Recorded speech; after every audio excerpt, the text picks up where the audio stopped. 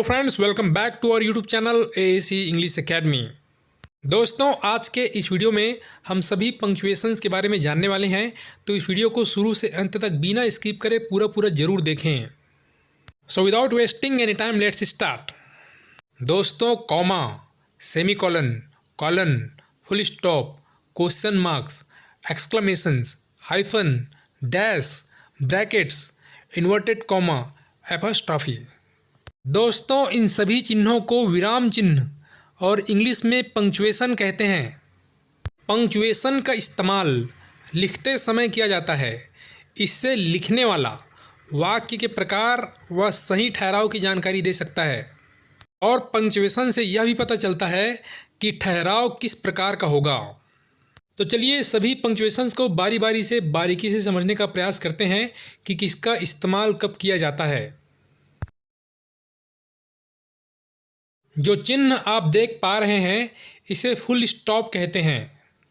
Full stop indicates the greatest pause. दोस्तों, American English में full stop को period कहा जाता है और इसके उपयोग से सभी एसेरेटिव और इम्पेरेटिव वाक्य के अंत में फुल स्टॉप का इस्तेमाल किया जाता है।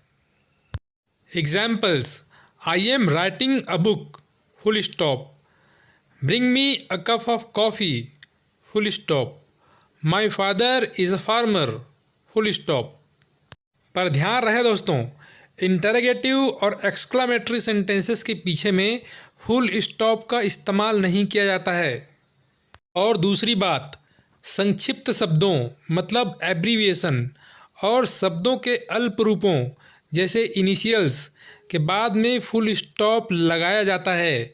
जैसे एग्जाम्पल में देखिए, MLA, PCO, BA, MP, STD, NCC, MCOM, JL Nehru etcetera. तीसरी चीज़, कोई भी नंबर के बाद आने वाली डिस्क्रिप्शन को फुल स्टॉप से अलग किया जाता है। जैसे एग्जाम्पल में देखिए, the following candidates have qualified the written exam. First Ram, second Shyam, third Gita.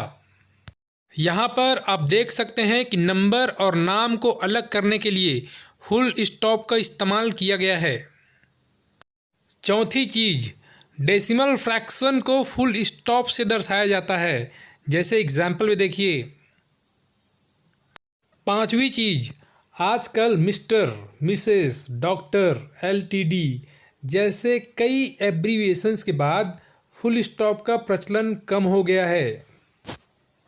छठवीं चीज़, ऐसे एब्रीविएशन के साथ फुल स्टॉप का प्रयोग न करें जो वेल नोन हो और कॉमन यूज़ में हो। जैसे गेट, यूनिसेफ, WHO एट्सेट्रा। सातवीं चीज़, सावधान, यदि कोई वाक्य एब्रीविएशन से ही समाप्त हो तो वाक्य के अंत में सिर्फ एक ही फुल स्टॉप आता है, दो नहीं। जैसे एग्जाम्पल में देखिए, ही इज़ एन MP। दूसरा example, she is an MLA। और हमारा नेक्स्ट पंक्चुएशन है कॉलन, और इसका इस्तेमाल वैकल्पिक रूप से एक उदाहरण की शुरुआत करने में या गणना की शुरुआत करने में चिन्हित करने के लिए उपयोग किया जाता है। मतलब कोई भी सूची या कोई उदाहरणों की सूची को आरंभ करने के लिए कॉलन लगाया जाता है। जैसे एग्जाम्पल में देखिए, you must learn the following helping verbs, is, am, are etcetera. दूसरी चीज़, जब किसी वर्ड की डेफिनेशन या डिस्क्रिप्शन देनी हो तो उसके बाद कॉलन लगाया जाता है। जैसे noun, name of any person और अ थिंग। तीसरी चीज़, कोई भी नाटक में वक्ता के नाम के बाद कॉलन का इस्तेमाल किया जाता है। जैसे Ram, I will kill Ravan. जैसे यहाँ पर राम वक्ता है और वक्ता के बाद कॉलन का इस्तेमाल किया गया है। चौथी चीज़, आवर्स और मिनट्स के बीच में कॉलन का इस्तेमाल किया जाता है। Example, by 8:30 we shall reach the meeting venue. पांचवी चीज़, प्रोपोर्शंस मतलब अनुपात के लिए भी कॉलन का इस्तेमाल किया जाता है, जैसे 2:12:1। छठी चीज़, जब किसी वेल नोन कोटेशन को इन्वर्टेड कॉमा के बगैर दर्शाना हो तो कॉलन का इस्तेमाल किया जाता है। Example, always remember to err is human to forgive divine. सातवीं और आखिरी चीज़, एक्सप्लेनेशन से पहले कॉलन का इस्तेमाल किया जाता है, जैसे Mohan felt nervous, he hated the dark. दोस्तों, हमारा नेक्स्ट पंक्चुएशन है सेमी कॉलन। सेमी कॉलन का इस्तेमाल जहां कॉमा से कुछ अधिक लेकिन फुल स्टॉप से कुछ कम समय के लिए रुकने की आवश्यकता होती है, वहां सेमी कॉलन का प्रयोग किया जाता है। सेमी कॉलन को इस्तेमाल करने का पहला रूल है कि बड़े से बड़े कोऑर्डिनेटिव क्लॉज को जब किसी कनेक्टर से नहीं जोड़ा जाए तो उनके स्थान पर सेमी कॉलन लगाया जाता है। चलिए इस बात को एग्जाम्पल से समझते हैं। She went out semi colon, she help the old women semi colon, she came back. इसका हिंदी में मतलब है वो बाहर चली गई, उसने बुढ़िया की मदद की, वह वापस आ गई। तो दोस्तों, इस तरह के कोऑर्डिनेटिव क्लॉज को सेमी कॉलन से जोड़ा जाता है। सेमी कॉलन को इस्तेमाल करने के रूल नंबर 2, वाक्य के ऐसे भाग जो एक दूसरे पर निर्भर नहीं होते, उनके बीच केवल विचारों का संबंध हो परंतु बनावट का नहीं, ऐसे भागों के बाद सेमी कॉलन का प्रयोग किया जाता है। Example, one can't expect it to be good, it is so cheap. इसका मतलब यह है कि कोई यह उम्मीद नहीं कर सकता कि यह अच्छा होगा, यह इतना सस्ता है। दोस्तों, इस तरह के वाक्यों के साथ भी सेमी कॉलन का इस्तेमाल किया जाता है। रूल नंबर 3, जब अनेक प्रकार के फैक्ट एक सीरीज़ में या एक ही सेंटेंस में एक दूसरे के साथ आए तो इन्हें अलग अलग दर्शाने के लिए सेमी कॉलन लगाया जाता है। Example, the nominated members R S के गुप्ता, प्रेसिडेंट पी के Gupta, vice president and R P Gupta secretary. दोस्तों, इस तरह के सेंटेंस में भी सेमी कॉलन का इस्तेमाल किया जाता है।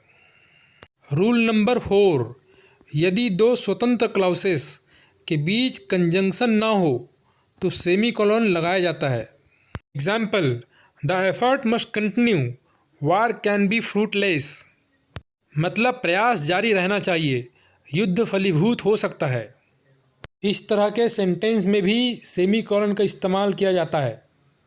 रूल नंबर 5, यदि दो स्वतंत्र क्लॉसेस के बीच में देयरफॉर, हाउएवर, हेंस, देयरफॉर्थ आदि कंजंक्शन हो तो इन कंजंक्शन से पहले सेमी कॉलन लगाया जाता है। Example, I am not well so I can not attend the meeting. मतलब मेरी तबीयत अच्छी नहीं है, इसलिए मैं बैठक में शामिल नहीं हो सकता। इस तरह के वाक्य में भी आप सेमी कॉलन का इस्तेमाल कर सकते हैं। नेक्स्ट पंक्चुएशन है कॉमा। दोस्तों, कॉमा का इस्तेमाल वहाँ किया जाता है जहाँ फुल स्टॉप से कम समय के लिए रुकने की आवश्यकता होती है। कॉमा को इस्तेमाल करने का पहला रूल, जब एक ही पार्ट ऑफ स्पीच के कई एक जैसे शब्द, कम से कम 3 शब्द जब एंड से जोड़े जाते हैं तब उनके बीच कॉमा लगाया जाता है। Example number 1, Ram, Shyam and Mohan are good boys. Example number 2, I read English, science and mathematics. Example number 3, he has a pen, pencil and rubber. इन तीनों एग्जाम्पल से आपको समझ में आ चुका होगा कि कॉमा का इस्तेमाल कहाँ किया जाता है। रूल नंबर 2, किसी संबोधन किए गए व्यक्ति के बाद भी कॉमा लगाया जाता है। Example 1, Mohan come here. Example 2, will you help me sir. Example 3, Ram do not do it. Example 4, go there girls. पर याद रखें, जब संबोधित व्यक्ति वाक्य के अंत में आते हैं तब कॉमा उनके पहले आता है, और यदि बीच में आते हैं तो इन्हें कॉमास के बीच में रखा जाता है। जैसे आपको कहना हो कि now gentleman I come to the main point. Rule number 3, वाक्य के प्रारंभ में आने वाले एडजेक्टिव, एडवर्ब, पार्टिसिपल या पार्टिसिपल फ्रेज के बाद भी कॉमा का प्रयोग किया जाता है। Example, technically the scheme is quite feasible. मतलब तकनीकी रूप से यह योजना काफ़ी संभव है। रूल नंबर 4, सेंटेंस के बीच में वर्ड्स, फ्रेजेस या क्लाउजेस के दोनों तरफ उन्हें स्पष्ट रूप से अलग अलग दिखाने के लिए कॉमा का इस्तेमाल किया जाता है। Example, his way of cooking is as good as और बेटर देन योर्स। मतलब खाना पकाने का उसका तरीका आपके लिए जितना अच्छा है या उससे बेहतर है। रूल नंबर 5, डायरेक्ट स्पीच में रिपोर्टिंग वर्ब और रिपोर्टेड स्पीच के बीच में कॉमा का इस्तेमाल किया जाता है। Example, Ram said I am writing a letter. Rule number 6, and से जुड़े शब्दों को अलग करने के लिए भी कॉमा का इस्तेमाल किया जाता है। Example, the rich and poor, the old and young, all are to die. मतलब अमीर और गरीब, बूढ़े और जवान, सभी को मरना है। तो दोस्तों, इस तरह के सेंटेंसेस को भी अलग अलग दिखाने के लिए कॉमा का इस्तेमाल किया जाता है। रूल नंबर 7, यस और नो के बाद कोई भी वाक्य हो तो कॉमा का प्रयोग किया ही जाता है। Example, yes I can do it. Next example, no I do not like that book. Rule number 9, apposition से पहले और बाद में भी कॉमा का इस्तेमाल किया जाता है। Example, Ram the son of Dashrath killed Ravan. Rule number 10, तिथि व मास को अलग करने के लिए भी कॉमा का इस्तेमाल किया जाता है। एग्जाम्पल नीचे देख सकते हैं। रूल नंबर 11, संयोजक हाउ एवर और देयरफॉर से पहले कॉमा लगाया जाता है, और कंजंक्शन या फ्रेज वाक्य के बीच में हो तो इन्हें कॉमास के बीच में रखा जाता है। Example, they did not however like the idea. Next example, my friend therefore decided not to help her. Rule number 11, statements को क्वेश्चन टैग से अलग करने के लिए भी कॉमा का इस्तेमाल किया जाता है। Example, he did not written by 4 PM, did he. Rule number 13, expression जैसे ओ, वेल को कॉमा के द्वारा अलग दर्शाया जाता है। Example, oh I am sorry for my misbehaviour. Next example, well you are permitted to leave the room. दोस्तों, ये सब तो था कॉमा का इस्तेमाल कहाँ कहाँ किया जाना चाहिए, और अब जानेंगे कि कॉमा का इस्तेमाल कहाँ कहाँ नहीं किया जाना चाहिए। दोस्तों, जब देन या एज वेल एज से तुलना हो तो कॉमा नहीं लगाया जाता है। Example, he likes him better than him. Second example, he did as well as she did. और जब बिफोर अथवा आफ्टर से क्लाउज शुरू हो तब भी कॉमा का इस्तेमाल नहीं किया जाता। जैसे he will go before she returns. Second example, she will go after she returns. Rule number 3, who, which, when आदि का प्रयोग कंटिन्यूएटिव या नॉन डिफाइनिंग अर्थ में हो तो इनके पहले कॉमा लगता है, परंतु रेस्ट्रिक्टिव या डिफाइनिंग अर्थ में कॉमा नहीं लगता है। रूल नंबर 4, नाउन सब्जेक्ट और एडजेक्टिव फ्रेज के बीच या ऐसा क्लाउज जो एडजेक्टिव फ्रेज को क्वालिफाई करता हो और सब्जेक्ट के अर्थ को रोकता हो तो कॉमा नहीं लगाते हैं। Example, students who have not clear their dues can not take the examination. Rule number 5, main clause और सब ऑर्डिनेट नाउन क्लाउज के बीच में भी कॉमा नहीं लगाते हैं। Example, I do not know where he has gone. दोस्तों, पर याद रहे जब दो स्वतंत्र क्लाउज को एंड, बट, और, येट, फॉर और नॉर आदि को ऑर्डिनेट कंजंक्शन से जोड़ा गया हो तो इनके पहले कॉमा लगाया जाता है। जैसे एग्जाम्पल में देखिए, एग्जाम्पल है he can't walk nor can he write. दूसरा एग्जाम्पल है he is poor yet he is honest. Rule number 6, noun clause के पहले कॉमा नहीं लगाया जाता है। जैसे we do not know where he lives. Rule number 7, ऐसे वर्ब जिसके बाद दैट छुपा हो और उस वर्ब के बाद नाउन क्लाउज हो तो कॉमा का इस्तेमाल नहीं किया जाता है। Example, the water you drink is not pure. Next example, I think he is wrong. Rule number 8, यदि एडजेक्टिव एक दूसरे से क्लोजली रिलेटेड हो तो कॉमा नहीं लगता है। इसके साथ साथ कॉमा के स्थान पर एंड का प्रयोग किया जाता है। Example, 3 happy little children. Next example, I solved all the questions neatly, quickly and accurately.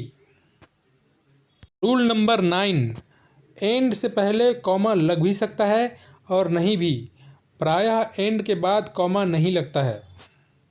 Rule number 10, comma का प्रयोग करते समय यह भी ध्यान रखें जहाँ 2 कॉमे लगाने हों वहाँ 2 ही कॉमे लगाएं। एग्जाम्पल से इस बात को आप समझ सकते हैं।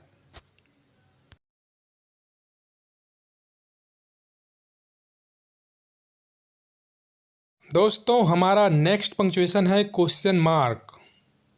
क्वेश्चन मार्क का इस्तेमाल सभी प्रश्नवाचक वाक्यों के अंत में किया जाता है। वाक्य में क्वेश्चन पूछने वाले क्वेश्चन टैग, क्लाउज या फ्रेजेस के बाद भी प्रश्नवाचक चिन्ह लगाया जाता है।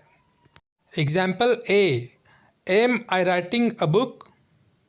Example B, is everything okay, Ram asked. Example C, shut the door will you। Example D, what did they do। Question mark का इस्तेमाल जब भी वाक्य में अनिश्चितता अथवा शंका या प्रश्न जैसा भाव हो तब भी प्रश्नवाचक चिन्ह का इस्तेमाल किया जाता है। Example, they will all died in 2011 question mark. प्रश्नवाचक चिन्ह का प्रयोग इनडायरेक्ट प्रश्न वाले वाक्यों में नहीं होता है। जैसे I asked him how he was. कभी कभी प्रश्नवाचक चिन्ह को ब्रैकेट में रखा जाता है, ऐसा डाउट वाली परिस्थिति में होता है। Example, the principal stated that only 10% of employees had joined the strike. कहने का मतलब ये है कि प्रधानाचार्य ने कहा कि केवल 10% कर्मचारी हड़ताल में शामिल हुए थे। तो दोस्तों, यहाँ पर बात स्पष्ट नहीं है कि केवल 10% कर्मचारी ही हड़ताल में शामिल हुए थे। यहाँ पर इसकी संख्या घट या बढ़ सकती है। तो इस तरह की डाउट वाली स्थिति में क्वेश्चन मार्क का ब्रैकेट के साथ इस्तेमाल किया जाता है। दोस्तों, केवल इंटरोगेटिव वर्ड देखते ही क्वेश्चन मार्क का इस्तेमाल ना करें, क्योंकि ऐसा करना गलत भी हो सकता है। एग्जाम्पल में देखिए, my mother did not know who had come to see me, जिसका मतलब है मेरी माँ को नहीं पता था कि कौन मुझे देखने आया था। ऐसे स्थिति में क्वेश्चन मार्क का इस्तेमाल करना गलत होगा। दोस्तों, हमारा नेक्स्ट पंक्चुएशन है साइन ऑफ एक्सक्लेमेशन। दोस्तों, इस साइन का इस्तेमाल सभी विस्मयादिबोधक वह इच्छा सूचक वाक्य जो हाइटेंड इमोशन का प्रयोग करते हैं उसके अंत में किया जाता है। Examples: the show was simply marvellous, may you live long, what a fool he is, what a sweet voice. इस साइन का इस्तेमाल सभी इंटरजेक्शन वर्ड के साथ भी किया जाता है। Example: hurrah, we have won the match, alas, I am ruined. Next है इन्वर्टेड कॉमास। दोस्तों, इन्वर्टेड कॉमास दो तरह के होते हैं। पहला सिंगल इन्वर्टेड कॉमास और दूसरा डबल इन्वर्टेड कॉमास। जहाँ सिंगल इन्वर्टेड कॉमास का प्रयोग किसी शब्द या वाक्य के अंश को दर्शाने के लिए किया जाता है। मतलब किसी कोटेशन को किसी दूसरे कोटेशन के अंदर दर्शाने के लिए सिंगल इन्वर्टेड कॉमास का इस्तेमाल किया जाता है। Example: I do not know what is meant by democracy. Next example: what does punctuation mean. Rule number 2: किसी बुक, न्यूज़पेपर, पोयम या स्टोरी या फिर टाइटल आदि के नाम को अलग से दर्शाने के लिए भी सिंगल इन्वर्टेड कॉमास का इस्तेमाल किया जाता है। Examples: I have read English grammar. Next example: I read the Tribune daily. Rule number 3: कई बार कुछ वर्ड्स को सिंगल इन्वर्टेड कामा के द्वारा विशेष रूप से दर्शाया जाता है। एग्जाम्पल: मेनी पर्सन्स वर जेल्ड अंडर पोटा इन दिल्ली। नेक्स्ट है डबल इन्वर्टेड कॉमास। और डबल इन्वर्टेड कॉमास का इस्तेमाल केवल डायरेक्ट स्पीच में किया जाता है। किसी वैज्ञानिक, लेखक या वक्ता के लिखे या बोले हुए शब्दों को ज्यों का त्यों प्रकट करने के लिए डबल इन्वर्टेड कॉमास का इस्तेमाल किया जाता है। Example: he said to me, I am writing a letter. Next है डैश। डैश का इस्तेमाल कई बार कॉलन और सेमी कॉलन के स्थान पर किया जाता है। डैश का पहला रूल है कि विचारों और ग्रामेटिकल कंस्ट्रक्शन में अचानक बदलाव को प्रकट करने के लिए डैश का इस्तेमाल किया जाता है। Example: if I were the chief minister of Haryana, but what is the use of such thoughts. Rule number 2: किसी रुकावट को दर्शाने के लिए भी डैश का इस्तेमाल किया जाता है। Example: Ram, do not go now, you are too late. Dash का इस्तेमाल हिचकिचाहट को दर्शाने के लिए भी किया जाता है। Example: well, she said, you can not speak like this. Dash का इस्तेमाल किसी लंबे पॉज को दर्शाने के लिए तथा किसी वस्तु को महत्वपूर्ण बनाने के लिए भी किया जाता है। Example: that agreement was sign differently, it must be taken into account. Dash का इस्तेमाल जब किसी बीच की संख्याओं को उड़ा दिया जाए तो उसके स्थान पर भी डैश का इस्तेमाल किया जाता है। Example: page 30 to 50, chapter 6 to 10। वाक्य के किसी शब्द का विस्तार करने के लिए भी डैश का इस्तेमाल किया जाता है। Example: the whole family, father, mother, sisters, brothers and children were packed in the van for the journey. Next, जब किसी सूची के तथ्यों को अगली पंक्ति में आरंभ करना हो तो कॉलन के बाद डैश का इस्तेमाल किया जाता है। Example: the following students will attend the extra class in English, Ram, Shyam and Sita. Next है हाइफन। और इसका इस्तेमाल तब किया जाता है जब वाक्य का अंतिम शब्द पहली लाइन में पूरा नहीं आ पाता है तो हाइफन लगाकर बाकी का शेष भाग अगली पंक्ति में लिखा जाता है। जैसे यदि आपको लिखना हो Ram is an intelligent boy, इस लाइन का आखिरी शब्द इंटेलिजेंट अगर इस लाइन में पूरा ना आ पाए तो हम हाइफन का इस्तेमाल करके बचा हुआ शब्द को नीचे लाइन पे लिख सकते हैं।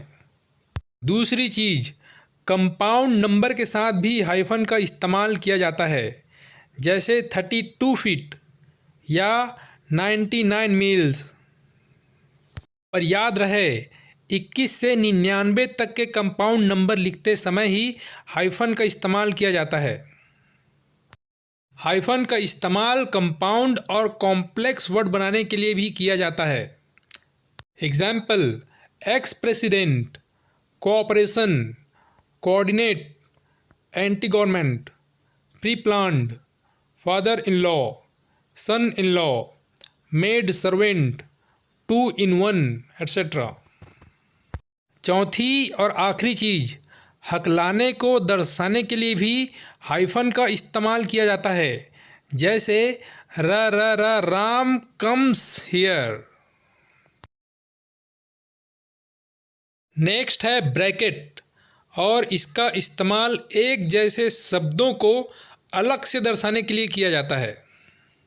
For example, he wanted to see in bracket meet you. यहाँ पर सी और मीट का अर्थ लगभग एक जैसा है, इसलिए मीट को ब्रैकेट में कर दिया गया है। दूसरी चीज़, जब किसी शब्द का व्याख्या करना हो या एक्सप्लेनेशन करना हो तब भी ब्रैकेट का इस्तेमाल किया जाता है, जैसे at Diwali people worship Lakshmi, in bracket the goddess of wealth. हमारा नेक्स्ट और लास्ट पंक्चुएशन है एपॉस्ट्रॉफी। इसका इस्तेमाल किसी लेटर को उड़ाने या हटाने के लिए किया जाता है।